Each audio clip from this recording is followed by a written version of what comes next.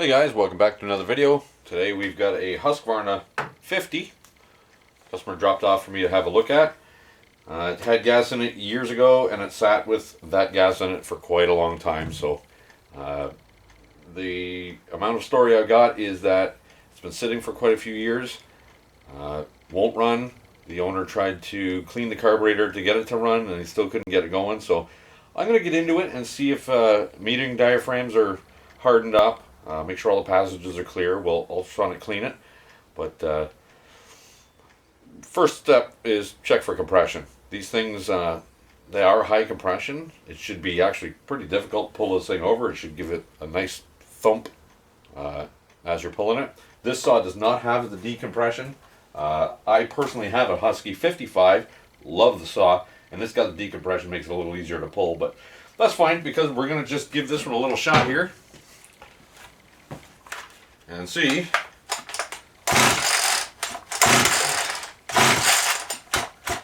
Yeah, she's got good compression. So, probably not going to take the muffler off first. Sometimes I'll take the muffler off and just have a look at the piston. I don't know. We'll get the top off and we'll look into it a little bit. I may still pull the muffler off as long as it's easy to do so. I already know the carburetor needs work, so or maybe just peek at that and see what's going on. I mean, other things it could be is the fuel line sometimes breaks off inside the tank, you know, so the carb's not actually picking up fuel. Let's get this out of here. Come on, still hooked, I think. There we go.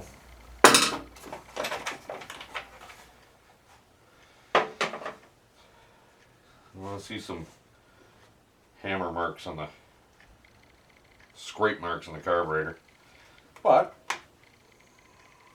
air screen is nice and clean.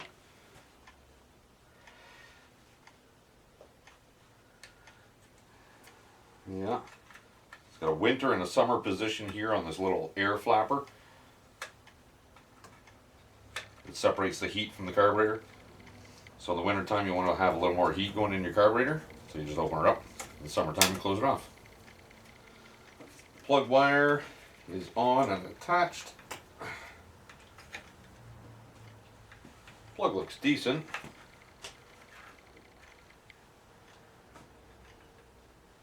Couple of flat screws here. Pull the back of this off, but what I'm going to do is likely get a better camera angle here, just because you guys aren't seeing anything. So let's see if I can figure that out for you.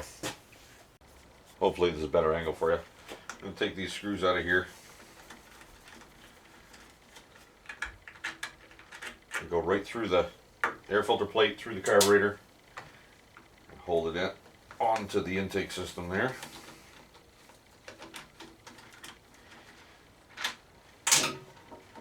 Oh, another one down below. Missed it. There we go.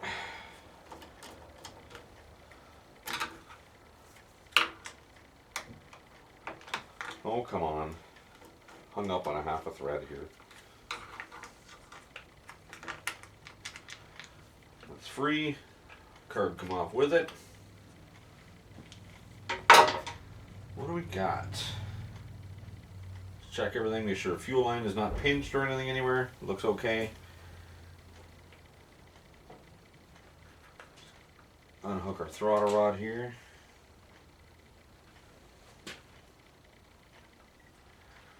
Nice, simple, straightforward machine. Let's get that fuel line off of there.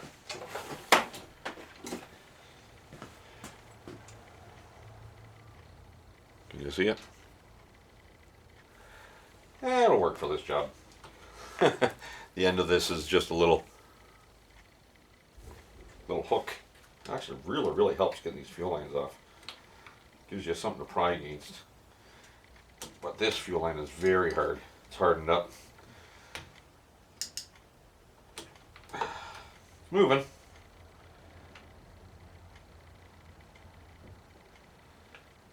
There we go.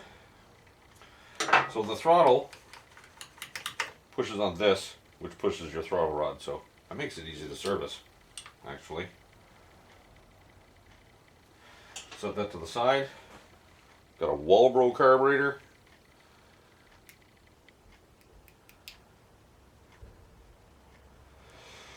Which is clean. It hasn't run since it's been apart and put back together. Put that on the bench for now. And what I'm going to do is I'm just going to look down in here, see if I can see the piston. Yep, I can.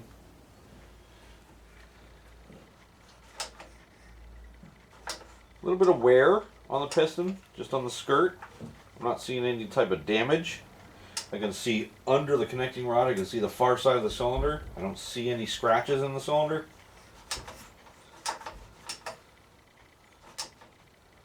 Yeah, I'm not seeing anything that would lead me to believe that it's got low compression or anything. Again, it feels good when you pull it over. It's got some good bumps on it. So I'm going to flip the camera around and we're going to pull this carburetor apart and see what we can see inside. But I got to get you guys repositioned here. Alright, the biggest thing is these metering diaphragms underneath this plate. We're going to pull this one off and have a look. They get hardened up over time and then they don't pulse the needle open and closed. Hard as a rock. That is not going to do it. That's not going to work at all. And it's got some varnishy stuff in there. We can see some green tint to that. That's old and varnished. Have a listen to this.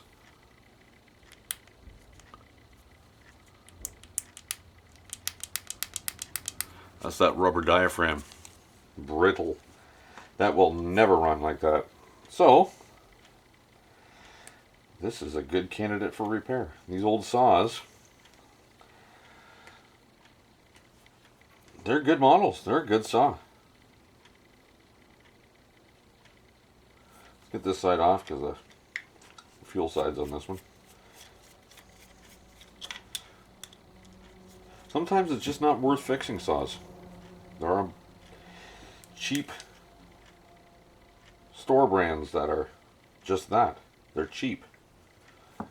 And they're just not worth fixing.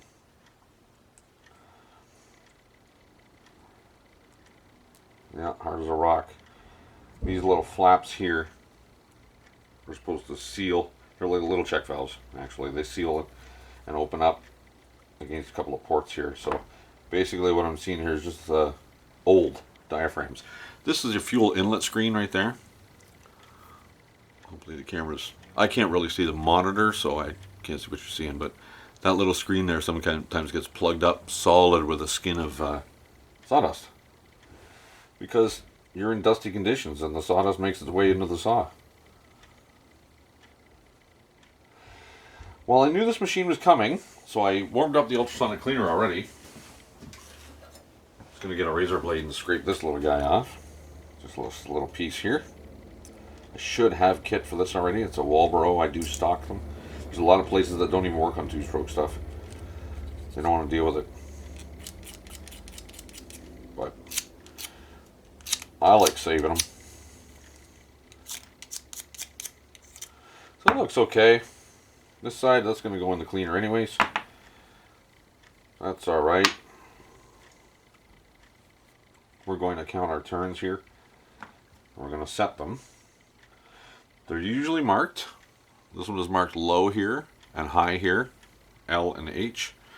So we're going to check them, what they're currently set at. I have no idea if it's anywhere near right. We're going to check them, the current settings, and we're going to note it. So this is our low speed. Count the turns to gently seat it. And that was less than half a turn. That's not enough. We're going to probably start that one at like 1 turn out when we put it back together. But you want to get these out of here so you can get some cleaner through it. There's our low, there's our high, half, 1.5, 2.5. That's a little far out, but somebody was trying to get this thing to run, and it's not going to run with plugged up or with hardened up metering diaphragms. So the low and the high speed needles are different. They're actually a different size thread. The low speed is a small thread diameter, and the high speed is a larger diameter. These are also going to go in the cleaner, so I don't need the springs on there, but we're going to clean those needles out. And this open here will let the solution go through everything and get her tidied up for us. The ultrasonic cleaner is ultra annoying, so I'm not going to run it on camera, but I'm just going to fire it up in there right now, and I'm going to match up a carb kit here for it, and we'll see what happens from there. Okay, our carburetor is out of the ultrasonic cleaner. I'll get you a little bit of a zoom in here. So this is the fuel out of the customer's tank. Hopefully you can see. Yep. You see the debris in there? That's sawdust from the gas tank. So what I normally do is I dump out the gas. Customer's gas I always replace. There's a YouTuber I follow, Ken Small Engines, and his motto is never trust customers' gas. Whether it's got ethanol in it or not, I don't know. Whether it's mixed properly or not, I don't know. I don't risk it. I dump it out and I put my own mix in there, and I normally mix about 45-1 or so. That's what I run on my stuff. As long as if it calls for 50-1, I run about 45-1, which is a little fatter on oil. It doesn't hurt them to smoke a little more. That's fine.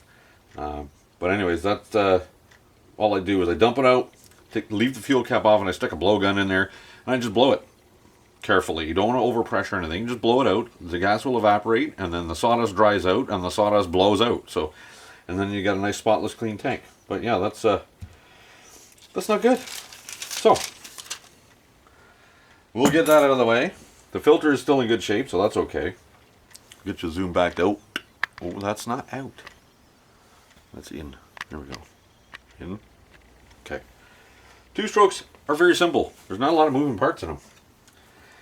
But the setup is critical. So, tiny little carb. I've ultrasonic cleaned it. It's nice and spotless. Blew out all the passages with a blowgun. So that's good to go. I've got this little tool here. It's a Walboro tool. It's shaped like a W. Zama has their own. It's called a Z tool. It actually looks like a Z. And what this leg does is it sets the needle, the lever height. So what you want to do is across the block of your carburetor here. Well, let's point out the needle. So what we're going to be checking is right here. That little spot right there. That lever opens and closes the needle in there. So what you do is you set your gauge block across that flat part of the carburetor, here and here, and you want that center leg just to breathe on the needle lever, and it's perfect. So that's set. That's good. Good. That's all we need to do with that. Just make sure that it's actuating the proper depth.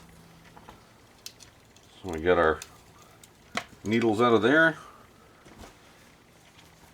Give them a little wipe with a paper towel. Make sure all the snot's off of them. It's good, nice and clean. Zoom it back out a little. Not out. There, that's out. Look at that. It's got a large spring and a small spring. For the large screw, which is your high, and the small screw, which is your low. Perfect. Let's get those fired in there. There's your low. There's the high. I think I'm going to start one turn out on both of them.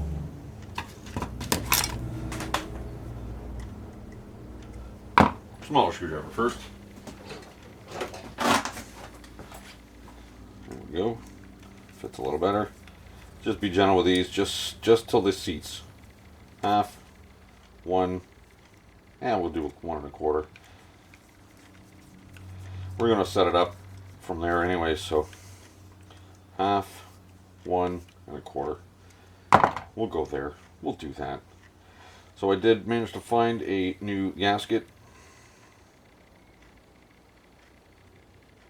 and metering diaphragm that will fit this carburetor. Put a cover back on. Oh, there we go. Tiny little screws. Sometimes these screws are really, really long. These ones aren't. These ones are okay.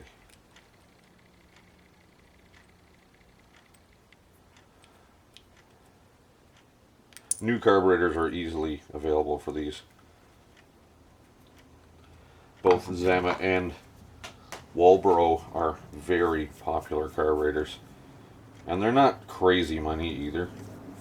You can buy super cheap ones off Amazon, which I don't recommend. Bad experience with just about all of them ever that I've gotten from Amazon. Just snug. Just snug. Good quality aftermarket one is going to cost you $40, $50, $60, somewhere in that area. But everything's moving free. This side here, I did not have a new diaphragm set for it, but this stuff is actually still, it's actually not too bad. I cleaned the crusty off of it, and it's really flexible, so we're gonna go with it. The kit that I have, the Walbro kit, because the age of this one is slightly different, but this one will still work just fine. Fine.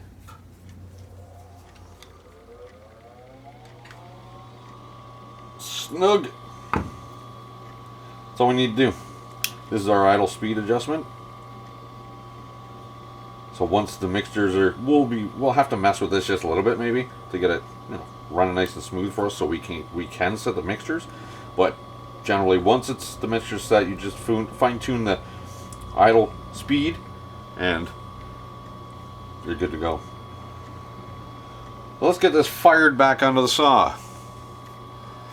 Look up, way over.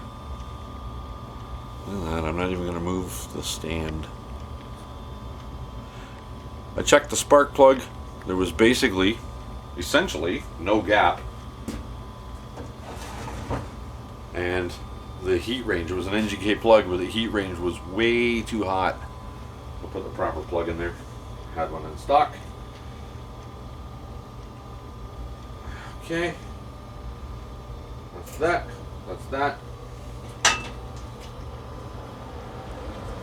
Air filter base. Got slots here for your adjustments. Slide it over the end of the carburetor, so you can access them with a screwdriver while it's all assembled.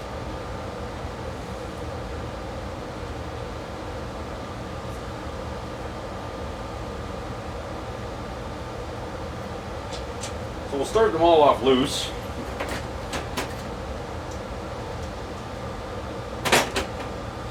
T25, yeah, T25. Well, first thing we should do, probably hook up our throttle cable now. You guys failed the test. It was a test and you failed. I don't know what I'm going to do with you guys.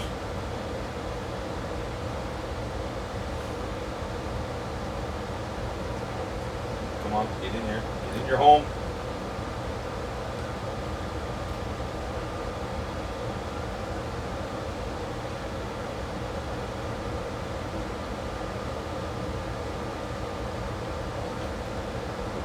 Giving me grief here.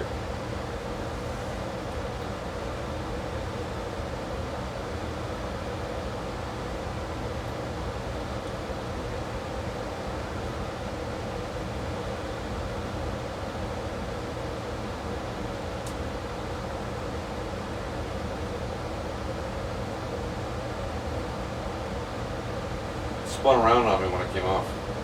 A little plastic piece that's a little through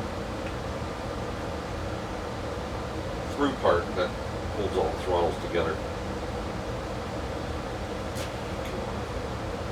Why are you fighting me?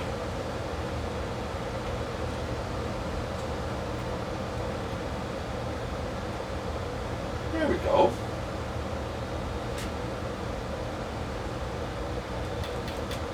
You see? Yeah. Okay. Now that we got that on there, we can get our air filter base back on.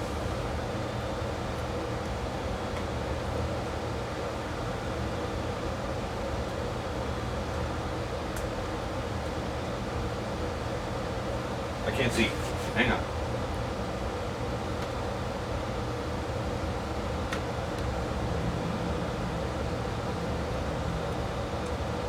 A little fidgety.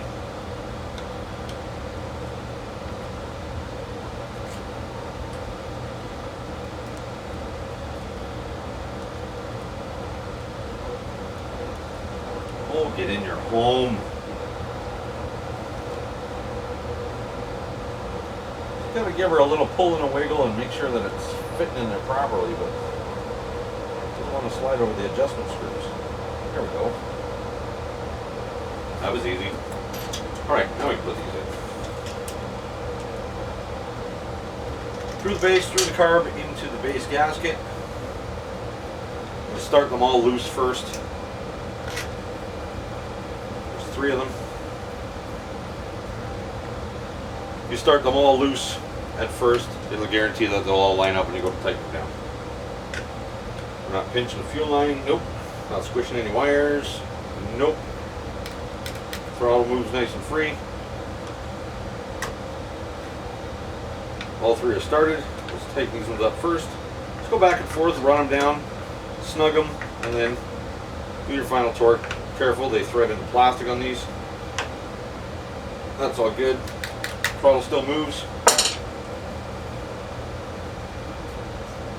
Get our spark plug wire in there.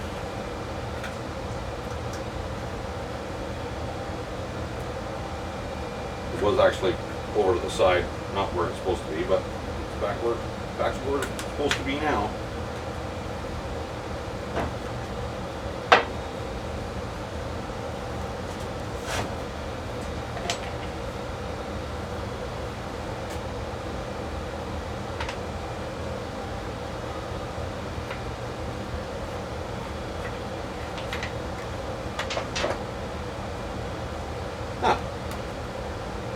Interesting.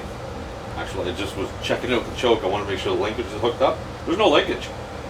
So when you push the choke up, it moves a little spring steel, moves it forward, and plugs this part of the air filter, plugs into the carburetor. Got a little tiny notch at the bottom so it can breathe some air, but it basically is just like putting your hand over the carb. That's how this choke works. That's a pretty slick idea. I like it. My Husqvarna is not like that. I like it.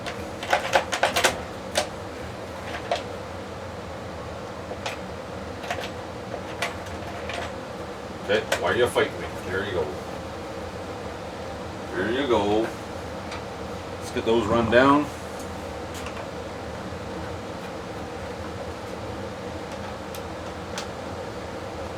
Yes, it's missing the chain brake guard. We're going to see if there's one available. Just get pricing on it because it's that's a safety feature. You're supposed to have it. It makes it safer. But if they're ridiculous price or if they're not available, then we're out of luck. There were lots of saws that never even had a chain brake on them. Well, we might actually be able to give her a couple of rips. I'm going to get screwdrivers ready though. This one should fit for the idle. Yep, I need a small one for the mixtures.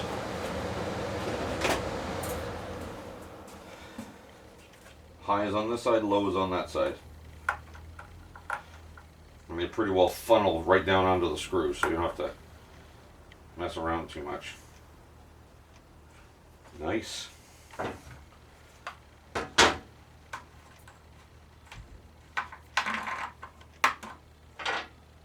Nice and clean in there now. That's what we're going to do. I'm going to set you guys up outside, and we'll fire it up out there. Okay, so I left the kill switch on off position, so there was no spark. Put the choke on there, give her a couple of pulls. I want to get some fuel in the cylinder before I give her a dry run. But let's see if she'll fire up. First time in years. And we'll get it tuned and get the carb set for them.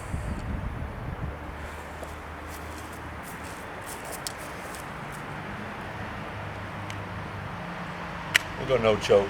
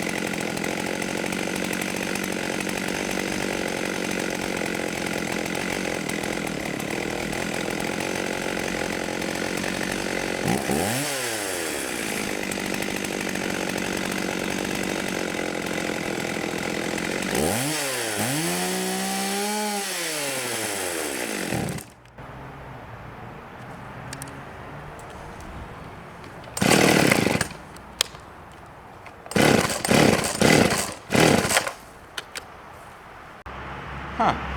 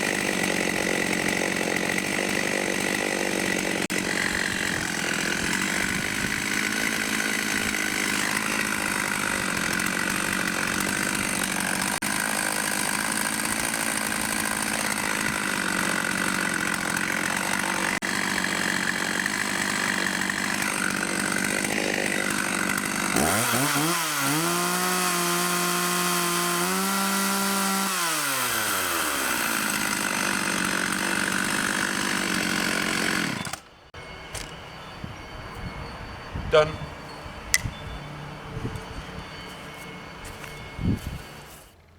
Thanks for joining me on this video, guys. This one's ready for the customer. Other than the bar and chain have got some damage from use over the years, so I've ordered a new one for them. Be a couple of days for that to come in, and then I'll just pop it on for them. Thanks again for joining me. Until the next one, guys, don't forget to give me a thumbs up, like, comment, and subscribe. If you do subscribe, give that bell a little dingle tingle, and it'll notify you when I upload new videos. Take care.